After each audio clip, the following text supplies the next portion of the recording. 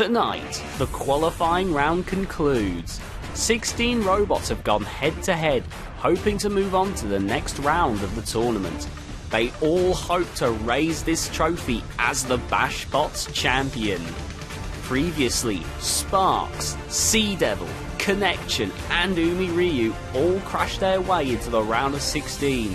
Now, the final 8 robots will battle it out for the chance at winning the championship. This is BASHBOTS, the qualifiers.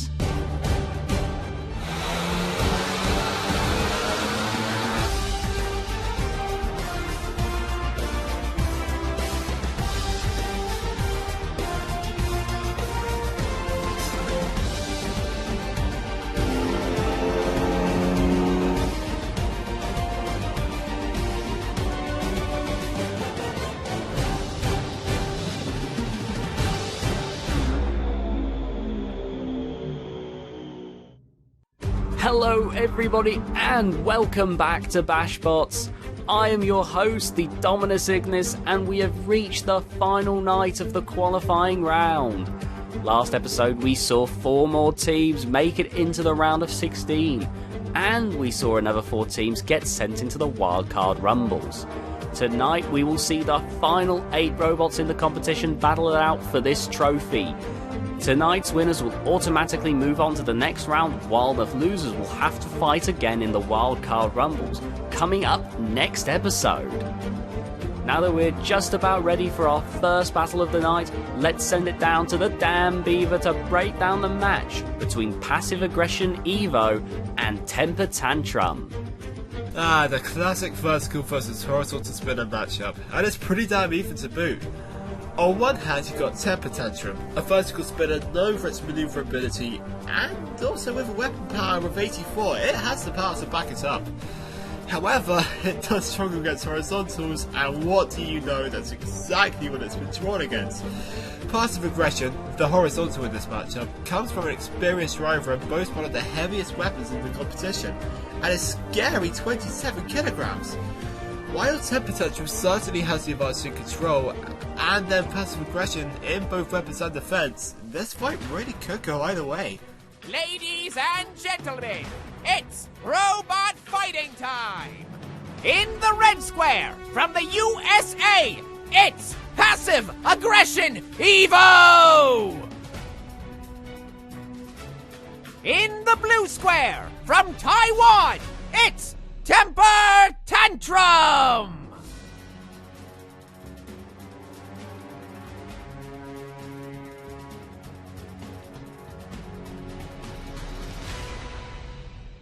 I find vertical spinners have a bit of an advantage here. So hopefully if my spinner can just hit his spinner and I'll do more damage to him that way. Also it'll look more interesting. Also he has exposed wheels, so that's probably a pretty good target. So there's a lot of targets that I can hit on this robot. My plan would be to hopefully get that bar onto my wedge, and then hopefully my disc will undercut the bar and get him off the ground. Maybe that would be my plan going into this fight. A classic matchup here, horizontal spinner against vertical spinner. They tend to be quick, but you can never truly predict what's going to happen when we put these 2 big weapons together.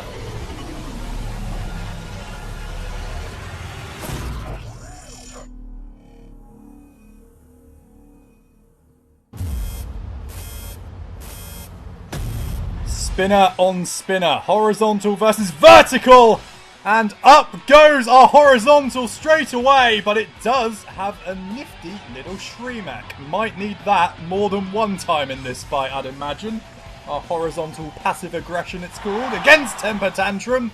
And a temper tantrum the driver may be having as he gets thrown into the arena wall and is forced to use his own spinning disc to self-right, seemingly getting out-wedged by passive aggression, but nevertheless getting a good impact there in response, evening things out.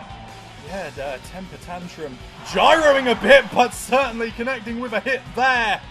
As passive aggression goes flying, stabilizes itself. Now spinning madly on the spot, just trying to clip a vulnerable area of Temper Tantrum.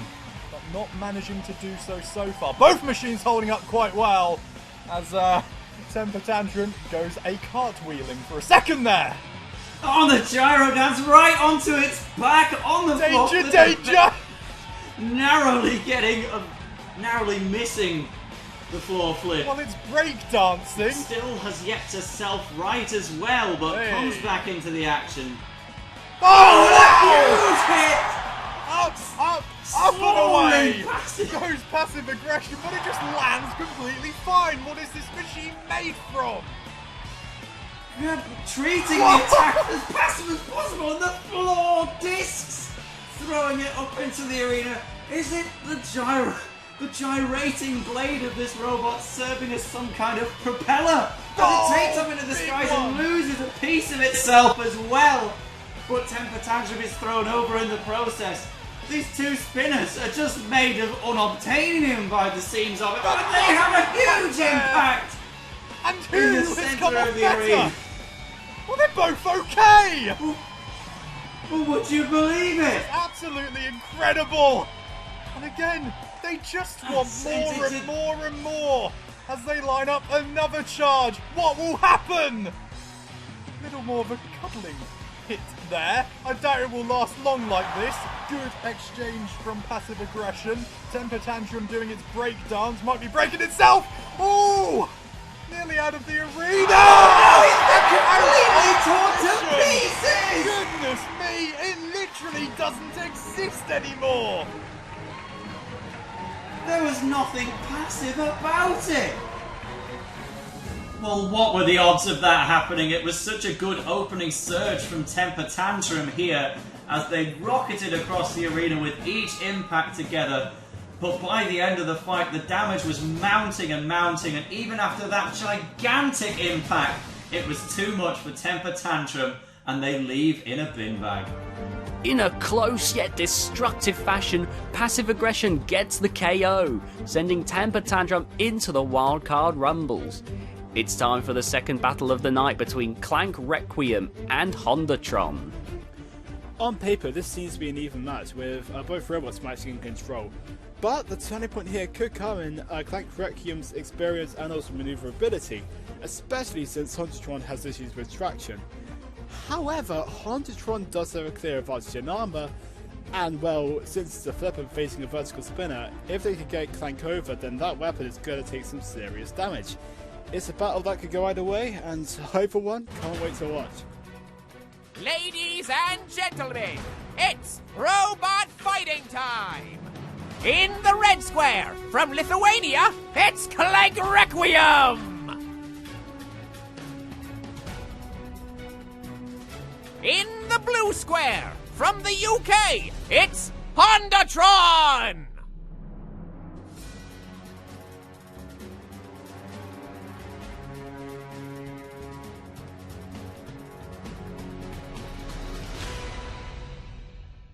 My strategy for the fight is that I'm gonna get them good. Because my bot is mostly wedge, and I know spinners are quite vulnerable to wedges, if I can get under him and then flip him into one of the corners modes, I can actually have a chance of winning, but my bot isn't really strong against spinners. Clank Requiem, softly spoken in the interview, but we'll see how aggressive the driving style is in the battle. And Hondatron, confident, but we'll see what comes of that.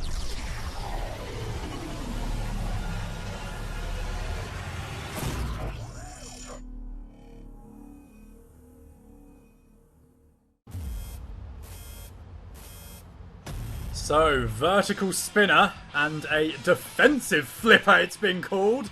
It's got strong armour, and the captain says that, but he's not generally confident against the spinner, and you can tell why by those early hazardous flips, where he hasn't managed to get any attacks in, and that's another good attack from Clank Requiem, who has certainly started the stronger here.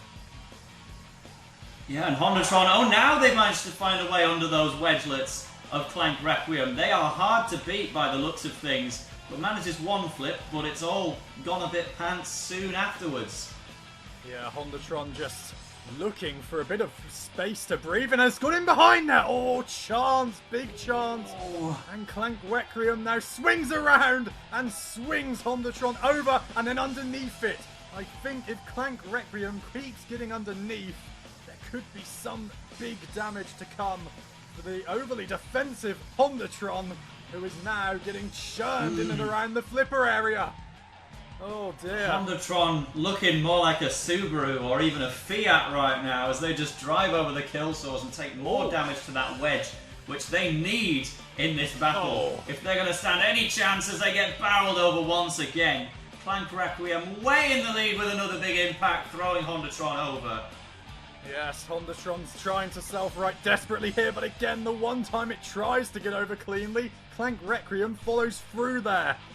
And it will swing around again and meet head-on, and again it wins the exchange, and Hondatron could be been and gone if this continues, this rally of impact, and now against our churners, our screws at the side of the arena, but again, a slight moment there, and a flip sends them both over. It's not quite done yet, this fight. Yes, I like the defensive weaponry usage from Hondatron as they sit over the flames. It's not quite as bad as it looks, don't worry. I don't think anyway, but Clank Requiem driving into the screws. Is Hondatron stuck on its own flipper here? I was going to say, it looked like it was suspended, and I don't know if it can self-right anyway. Does now, and wow, up in the air goes Clank Requiem. A little reminder that the arena is out for it if it's a little bit wayward and careless. But again, it's attacking those wide fronts of Hondatron, churning away at them. Another misflipped and another long drive coming here and hitting into the screws, but there goes the floor flipper. Certainly been an eventful fight this, even if it has been quite one-sided for offensive output, and another good attack. Time ticking you know down. What? You can see the time on the clock. This looks like it's going to go the distance. Hondatron has visibly slowed down. They clearly don't have that mobility they started with, but they are going to make it to a judge's decision. But only just. Yeah, Hondatron put in an effort, but it was clear who was the stronger offensively here. Nevertheless, though, we're going to have a look at those highlights just in case the judges can see something that we can't. There's the first big impact from Clank Requiem, and that really dictated the pace of the battle. They had the better wedge, the more damaging weapon, and every time Hondatron found an opportunity to attack, they just couldn't capitalise and make it count. The arena hazards landing a big attack there, but surely this can only go one way. The judges' results are in. The winner by unanimous decision is Clank Requiem! With a very dominant performance, Clank moves on to the round of 16 and Hondatron will have to fight again. It's time for the third fight of the night between Polis and Glacier. It's the old versus the new as Polis and Glacier clash. Glacier might be from a rookie, but it is not to be underestimated. With a powerful drivetrain and a very effective looking wedge, this could be a robot to put on some great upsets. But before it has a chance to do that, it has to get past the experienced Polis, the most powerful flipper in the competition, translating to a weapon stat of 87, which for a flipper is astronomically high. Both robots are evenly matched where it counts for this fight, so it doesn't depend on how well they drive. But what do I think? I just can't wait to see what happens. Ladies and gentlemen, it's robot fighting time! In the red square, from Ireland, it's Polis! In the blue square, from Indonesia, it's Glacier!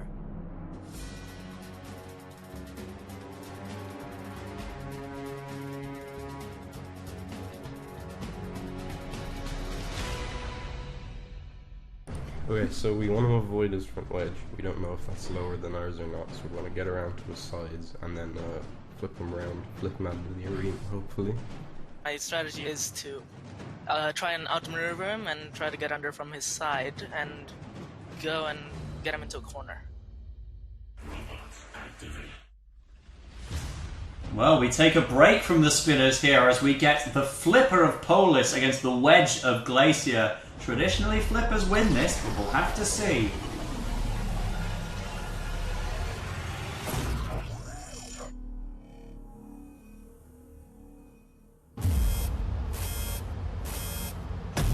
And away we go between these two machines, and it was Polis there. It might not be the wedge, but it came in with a broad drive of its own at the front, and it will be looking to get that flipper launcher into play, and that's a good little jab flip there, just knocking Glacier up. But it's a very active floor battle here at the moment, and that is a good drive as well, and then lifted into the arena wall, and self-righting action is needed here. It's a tight area, and Polis was in danger there. Very interesting opening period.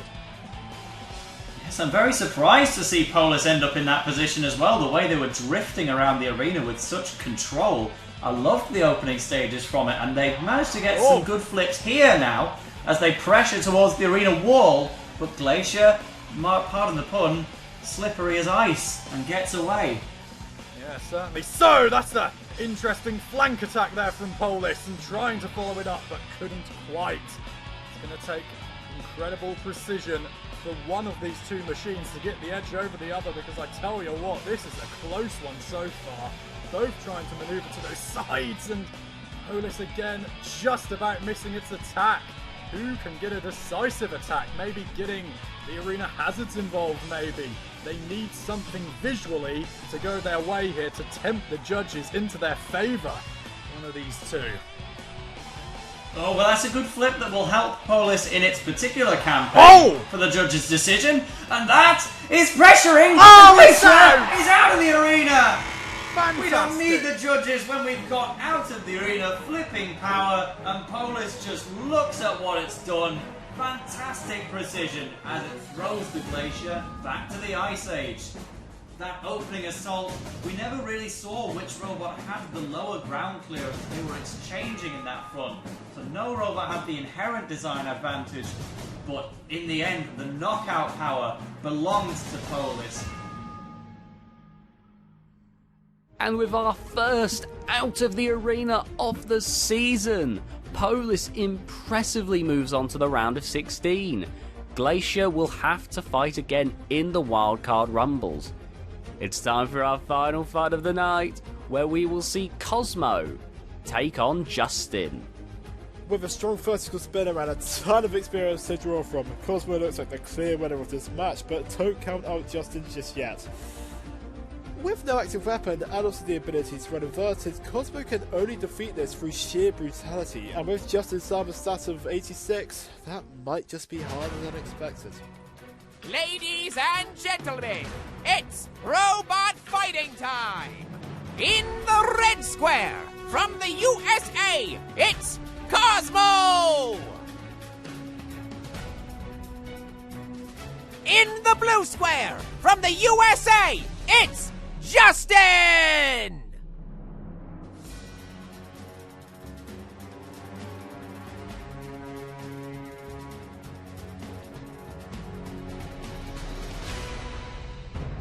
My strategy is to drive a big vertical spinner into my opponents and shred them to pieces and maybe throw them into the roof, get them out of the arena. Anything possible to murder them. Okay, so what I need to do is basically stay aggressive, attempt to flip it, and just stay away from that vertical spinner. Cosmo here, the only one with a damaging weapon. Justin is going to have to win this on pure control as they bring their heavily armoured wedge into this battle.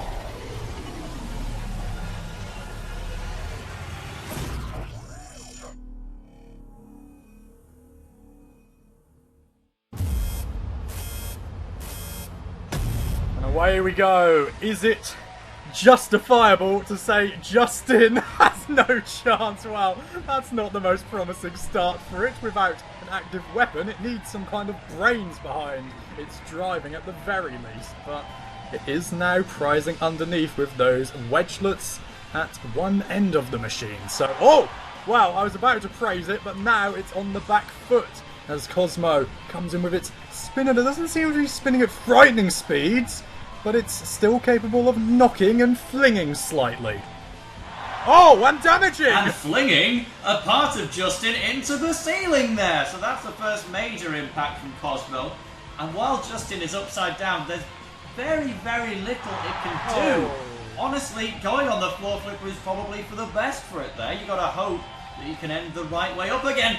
But while it waits for the floor flipper to throw it again, takes a direct blow from Cosmo. Yes, Cosmo starting to gain a head of steam here. Justin on the back foot, still trying to self-right, and Cosmo will help it do that, but not without damage, I would say.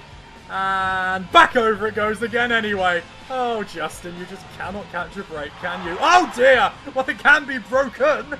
Cosmo with another brilliant attack there. And it's well on top as we enter the halfway stage of this fight. And as soon as you think the wedge is back in play, before it can even make a head-on contact with Cosmo, it's back over by the arena spike, somehow recovering. But just the superior maneuverability of Cosmo making its way around the side of Justin, which is just getting thoroughly outclassed and thrown out in the arena completely. What a beautiful KO from Cosmo, stranding it behind the wall in a gyro dance. Justin, they're so small that they fit into situations that nobody else could, a bit like me. They had an okay start if you ignore that collision with the grinder, but from the very first impact on, this was all Cosmo, dealing damage to the smaller, flimsier machine. The only weapon impacts could come from Cosmo, and it eventually built up to that exciting climax with Justin out of the arena. And so the final fight of the qualifying round comes to an end. We've seen Passive Aggression Evo, Clank Requiem, Polis and Cosmo move on to the round of 16. We'll see the losers next episode in the Wildcard Rumbles. From all of us here at BASHBOTS, we thank you so much for watching and we hope you enjoyed the show. We'll see you all soon when the losers of the qualifying round battle it out. But until then, good night.